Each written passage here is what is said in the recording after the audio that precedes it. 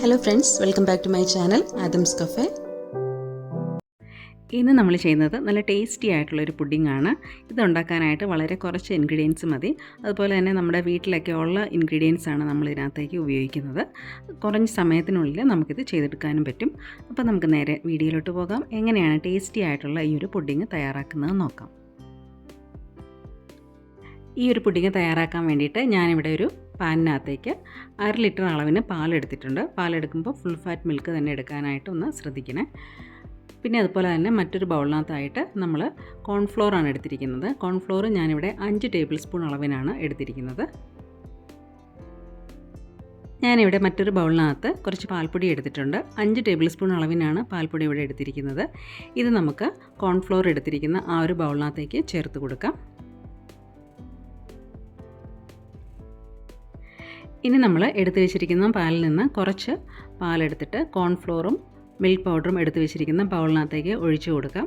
അതിനുശേഷം നമുക്കിത് നന്നായിട്ടൊന്ന് മിക്സ് ചെയ്തിട്ട് എടുക്കണം. അപ്പോൾ അങ്ങനെ മിക്സ് ചെയ്യുമ്പോഴത്തേക്കും ഒട്ടും തന്നെ കട്ടയില്ലാണ്ട് പൊടികളെല്ലാം ഈ ഒരു പാലിൽ നന്നായിട്ട് അലിഞ്ഞ് ചേരാൻ വേണ്ടിയിട്ടാണ് നമ്മളിങ്ങനെ ചെയ്യുന്നത്. അങ്ങനെ നമ്മളെടുത്ത കോൺഫ്ലോറും മിൽക്ക് പൗഡറും പാലിൽ നന്നായിട്ട് മിക്സ് ചെയ്ത് എടുത്തിട്ടുണ്ട്. അതിനുശേഷം നമുക്ക് ഈ ഒരു മിക്സ് തിരിച്ച് പാലിനകത്തേക്ക് തന്നെ ഒഴിച്ചു കൊടുക്കാം. അപ്പോൾ ഈ ഒരു രീതിയിൽ ചെയ്യുമ്പോഴത്തേക്കും പൊടികൾ കട്ട കെട്ടാതെ നന്നായിട്ട് പാലിനകത്ത് മിക്സായി കിട്ടിക്കോളും. ശേഷം മധുരത്തിന് ആവശ്യമായിട്ടുള്ള കണ്ടൻസ്ഡ് മിൽക്കാണ് ചേർക്കുന്നത്. ഞാനിവിടെ 250 ml ആണ് ചേർക്കുന്നത്. നമ്മുടെ ഇഷ്ടമനുസരിച്ച് 200 മുതൽ 250 ml വരെ കണ്ടൻസ്ഡ് മിൽക്ക് നമുക്ക് ചേർത്ത് കൊടുക്കാം. ഇനി ഇതെല്ലാം കൂടി നമുക്ക് നന്നായിട്ടൊന്ന് മിക്സ് ചെയ്തെടുക്കാം. നമ്മൾ ചേർത്ത് കൊടുത്ത കണ്ടൻസ്ഡ് മിൽക്ക് താഴെ തിക്കായിട്ട് കിടപ്പുണ്ടാവും. അപ്പോൾ അതൊക്കെ നന്നായിട്ടൊന്ന് യോജിച്ച് കിട്ടണം. കണ്ടൻസ്ഡ് മിൽക്കിന് പകരം നമുക്ക് പഞ്ചസാരയാണെങ്കിലും ഉപയോഗിക്കാം. അപ്പോൾ നമ്മൾ ഇപ്പോൾ തയ്യാറാക്കുന്ന ഈ ഒരു പുഡിങ് വളരെ കുറച്ച് ഇൻഗ്രീഡിയൻസ് ഉള്ള വളരെ സിമ്പിളായിട്ടുള്ളൊരു പുഡിങ്ങാണ്. അപ്പോൾ അതിന് കൂടുതൽ ടേസ്റ്റ് കിട്ടാൻ വേണ്ടിയിട്ടാണ് നമ്മൾ കണ്ടൻസ്ഡ് മിൽക്കും അതുപോലെ പാൽപ്പൊടിയൊക്കെ ചേർത്തിത് തയ്യാറാക്കുന്നത്. അപ്പോൾ പുഡിങ്ങിനകത്തേക്ക് ആവശ്യമായിട്ടുള്ള ഇൻഗ്രീഡിയൻസ് എല്ലാം നമ്മൾ പാലിനകത്തേക്ക് ചേർത്ത് കഴിഞ്ഞ് ഇനി നമുക്ക് ഫ്ലെയിം ഓണാക്കാം. ഫ്ലെയിം ഓണാക്കിയ ശേഷം ഞാനിവിടെ ലോ ഫ്ലെയിമിനും മീഡിയം ഫ്ലെയിമിനും ഇടയ്ക്കാണ് വെച്ചിരിക്കുന്നത്. ഇനി നമുക്ക് ഇതിൻ്റെ അടുത്ത് നിന്ന് കൈ എടുക്കാതെ കണ്ടിന്യൂസ് ആയിട്ട് ഇളക്കി കൊടുത്തുകൊണ്ടിരിക്കണം. നമ്മൾ ഈ ഒരു പുഡിംഗ് മിക്സ് തയ്യാറാക്കാൻ തുടങ്ങിയിട്ട് ഒരു 2-3 മിനിറ്റേ ആയിട്ടുള്ളൂ. അപ്പോൾ തന്നെ അത് തിക്കായി തുടങ്ങിയിട്ടുണ്ട്. ഈ ഒരു സമയമാകുമ്പോഴത്തേക്കും ഫ്ലെയിം ലോ ഫ്ലെയിമിലോട്ട് ആക്കി കൊടുക്കണം, അല്ലെങ്കിൽ താഴെ പിടിക്കാൻ സാധ്യതയുണ്ട്. ഒരല്പം കൂടി തിക്കായി കിട്ടാനായിട്ട് വെയിറ്റ് ചെയ്യാം. അപ്പോൾ ആ ഒരു സമയത്ത് നമ്മൾ ഇത് കൂട്ട് കണ്ടിന്യൂസ് ആയിട്ട് ഇളക്കി കൊടുത്തുകൊണ്ടിരിക്കണം. പുഡിംഗ് മിക്സിന് ഈ ഒരു കൺസിസ്റ്റൻസി ആകുമ്പം ഫ്ലെയിം ഓഫ് ചെയ്യാം. നമ്മൾ പുഡിംഗ് തയ്യാറാക്കുന്നതിന് മുമ്പേ തന്നെ ഏത് പാത്രത്തിലാണോ പുഡിംഗ് സെറ്റ് ചെയ്യാനായിട്ട് നമ്മൾ ഉദ്ദേശിക്കുന്നത് ആ ഒരു പാത്രം ആദ്യമേ തന്നെ തയ്യാറാക്കി വെക്കണം. ഞാനിവിടെ ഗ്ലാസിൻ്റെ റെക്റ്റാങ്കിൾ ഷേപ്പിലുള്ള ഒരു ബൗളാണ് എടുത്തിരിക്കുന്നത്. അതിനകത്ത് ഞാൻ അല്പം ബട്ടറൊക്കെ തേച്ച് കൊടുത്തിട്ടുണ്ട്. ഇനി അതിനകത്തേക്ക് ഫ്ലെയിം ഓഫ് ചെയ്ത ഉടനെ തന്നെ നല്ല ചൂടോടുകൂടി നമ്മൾ തയ്യാറാക്കിയ പുഡിംഗ് മിക്സ് ഒഴിച്ചു കൊടുക്കാം. ഈ ഒരു പുഡിംഗ് മിക്സ് എന്ന് പറയുന്നത് ഇരിക്കും തോറും തിക്കാവുന്ന ഒരു പുഡിംഗ് മിക്സാണ്. അതുകൊണ്ടാണ് ഫ്ലെയിം ഓഫ് ചെയ്ത ഉടനെ തന്നെ നമ്മൾ ഏത് പാത്രത്തിലാണോ പുഡിംഗ് സെറ്റ് ചെയ്യാൻ ഉദ്ദേശിക്കുന്നത് ആ ഒരു പാത്രത്തിലേക്ക് ഈ ഒരു മിക്സ് ഒഴിച്ചു കൊടുക്കുന്നത്. ഇനി നമുക്കിതിൻ്റെ ചൂടൊന്ന് മാറി വരാൻ വെയിറ്റ് ചെയ്യാം. ഇനി നമുക്കിതൊന്ന് ലെവൽ ചെയ്തെടുക്കാം. ഇപ്പോൾ തന്നെ നമ്മൾ നോക്കുമ്പോൾ കാണാം ഇതിൻ്റെ ടെക്സ്ചറൊക്കെ ഒന്ന് മാറി വരുന്നുണ്ട്. അതുകൊണ്ടാണ് നേരത്തെ നമ്മൾ പറഞ്ഞത് ഫ്ലെയിം ഓഫ് ചെയ്ത് ഉടനെ തന്നെ നമ്മൾ പുഡിംഗ് സെറ്റ് ചെയ്യുന്ന പാത്രത്തിലോട്ട് ഇത് ഒഴിച്ചു കൊടുക്കണമെന്ന്. അതുപോലെ ഇതിൻ്റെ കുക്കിംഗ് ടൈം ആണെങ്കിലും ഒരു 3 മിനിറ്റ് അല്ലെങ്കിൽ 4 മിനിറ്റ് അത്രയേ നമ്മൾ എടുക്കുള്ളൂ. ഈ ഒരു അളവിന് കോൺഫ്ലോറൊക്കെ ചേർത്തിരിക്കുന്നതുകൊണ്ട് തന്നെ പെട്ടെന്ന് തന്നെ ഇത് തിക്കായിട്ട് കിട്ടും. അപ്പോൾ പുഡിങ്ങിൻ്റെ ലെവലൊക്കെ നമ്മൾ സെറ്റാക്കി എടുത്തിട്ടുണ്ട്. ഇനി നമുക്കിതിൻ്റെ ചൂടൊന്ന് മാറി വരാനായിട്ട് വെയിറ്റ് ചെയ്യാം. ചൂട് മാറിയ ശേഷമാണ് നമ്മൾ സെക്കൻഡ് ലെയർ തയ്യാറാക്കുന്നത്. നമ്മൾ തയ്യാറാക്കിയ ആദ്യത്തെ ലെയറിൻ്റെ ചൂട് മാറിയ ശേഷം അതിൻ്റെ മീതെ ഒഴിക്കേണ്ട രണ്ടാമത്തെ ലെയർ തയ്യാറാക്കാം. അതിന് വേണ്ടിയിട്ട് ഞാനിവിടെ എടുത്തിരിക്കുന്നത് 125 ഗ്രാം മിൽക്ക് ചോക്ലേറ്റ് ആണ്. ഇത് കൂട്ട് കാഡ്ബറിയുടെ മിൽക്ക് ചോക്ലേറ്റ് ആണ് ഞാൻ എടുത്തിരിക്കുന്നത്. ഇതിന് പകരം നമുക്ക് കേക്കിലൊക്കെ ഉപയോഗിക്കുന്ന കുക്കിംഗ് ചോക്ലേറ്റ് ആണെങ്കിലും ഉപയോഗിക്കാം. അതാണെങ്കിലും മിൽക്ക് ചോക്ലേറ്റ് തന്നെ വേണം ഉപയോഗിക്കാനായിട്ട്. ഇനി ഇത് നമുക്കൊന്ന് മെൽറ്റ് ചെയ്തെടുക്കണം.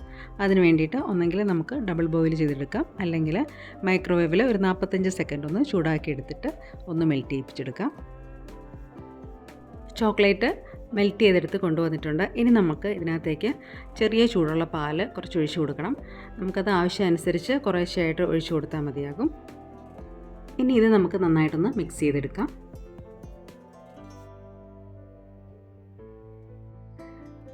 ഇനി വീണ്ടും ഇതിനകത്തേക്ക് ഞാൻ കുറച്ചുകൂടി ചൂടുപാൽ ഒഴിച്ചു കൊടുക്കുകയാണ്.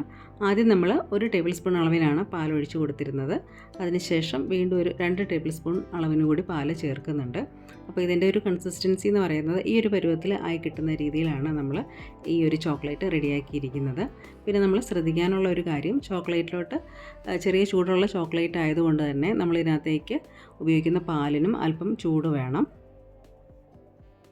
മെൽറ്റ് ചെയ്ത ചോക്ലേറ്റിനകത്തേക്ക് ഇനി നമുക്ക് ചേർക്കാനുള്ളത് കുറച്ച് കപ്പലണ്ടിയാണ്.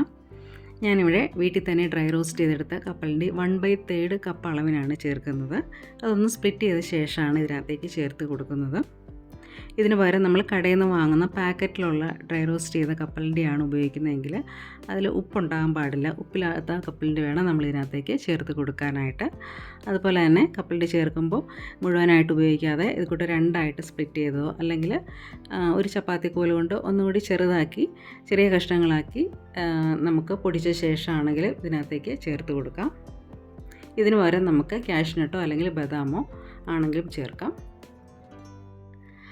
അവസാനമായിട്ട് ഈ ഒരു പുഡിങ്ങിനകത്തേക്ക് നമ്മൾ മെൽറ്റ് ചെയ്ത ബട്ടർ 2 ടേബിൾ സ്പൂൺ അളവിന് ചേർത്ത് കൊടുക്കുകയാണ്. അൺസോൾട്ടഡ് ബട്ടറാണ് ഞാനിവിടെ എടുത്തിരിക്കുന്നത്.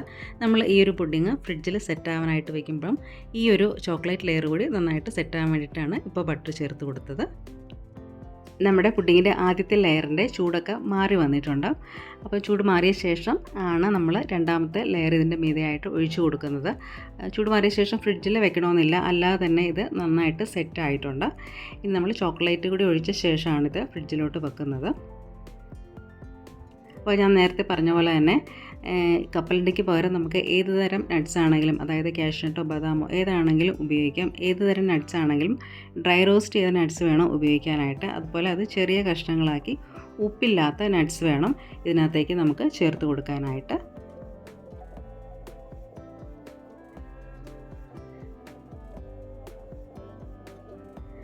അങ്ങനെ പുഡിങ്ങിൻ്റെ മുകളിലത്തെ ചോക്ലേറ്റ് ലെയർ കൂടി നമ്മൾ ഒഴിച്ച് കൊടുത്തിട്ടുണ്ട്. ഇനി നമുക്ക് ഇത് ഫ്രിഡ്ജിൽ വെക്കാം. പുഡിംഗ് ഒന്ന് തണുക്കാനും അതുപോലെ മുകളിലത്തെ ചോക്ലേറ്റ് ലെയർ ഒന്ന് സെറ്റാകാൻ വേണ്ടിയിട്ടാണ്. 3 മണിക്കൂറെങ്കിലും തണുപ്പിച്ച ശേഷം നമുക്കിത് സെർവ് ചെയ്യാം. അപ്പോൾ വളരെ കുറഞ്ഞ സമയം കൊണ്ട് അതുപോലെ വളരെ കുറച്ച് ഇൻഗ്രീഡിയൻസ് കൊണ്ട് നമ്മൾ നല്ല ടേസ്റ്റി ആയിട്ടുള്ള ഒരു പുഡിംഗ് ഉണ്ടാക്കിയിട്ടുണ്ട്. നമുക്കറിയാം ആദ്യത്തെ ലെയർ എന്ന് പറയുന്നത് പാൽപ്പൊടിയും കണ്ടൻസ്ഡ് മിൽക്കും പാലൊക്കെ ചേർന്ന് വായിലിട്ട് അലിഞ്ഞു പോകുന്ന തരം ഒരു ലെയറാണ്. മുകളിലത്തെ ലെയറായിട്ടുള്ള ചോക്ലേറ്റും അതുപോലെ നട്ട്സും എല്ലാവരുടെയും ഫേവറേറ്റ് കോമ്പിനേഷനാണ്. അപ്പോൾ വളരെ എളുപ്പത്തിൽ തയ്യാറാക്കാവുന്ന നല്ല ടേസ്റ്റി ആയിട്ടുള്ള ഈ ഒരു പുഡിംഗ് എല്ലാവരും ചെയ്ത് നോക്കിയിട്ട് ഫീഡ്ബാക്ക് അറിയിക്കണേ. താങ്ക്